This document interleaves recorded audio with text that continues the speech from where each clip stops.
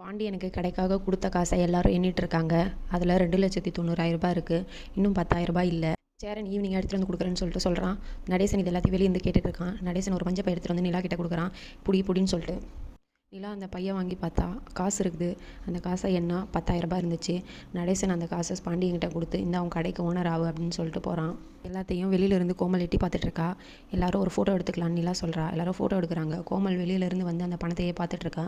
நிலா பணத்தை பார்க்குறத பார்த்துட்டா. கோமல் வெளியே போயிட்டு ஃபோன் பண்ணி அவங்க ஹஸ்பண்ட் கிட்ட பேசுகிறா. இந்த மாதிரி பணம் ரெடி ஆயிடுச்சு, நான் எடுத்துகிட்டு கால் பண்ணுறேன் அப்படின்னு சொல்லிட்டு நிலா அதையும் கேட்டுடுறா.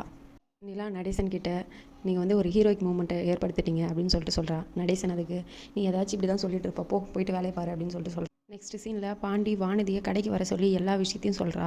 ஆனால் வானதிக்கு அது சுத்தமாக பிடிக்காம நான் காலேஜ் போகிறேன்னு கிளம்பிட்டான். நிலாவும் சொல்லணும் கோயிலுக்கு போயிருக்காங்க. சாமி கும்பிட்டு உட்காந்து பேசிட்டு இருக்காங்க. எங்கள் குடும்பத்துக்காக நீங்கள் நிறைய கஷ்டப்படுறீங்க, அந்த 60,000 திருப்பி கொடுத்துறேன் அப்படின்னு சொல்லிட்டு சொல்லிடுறான்.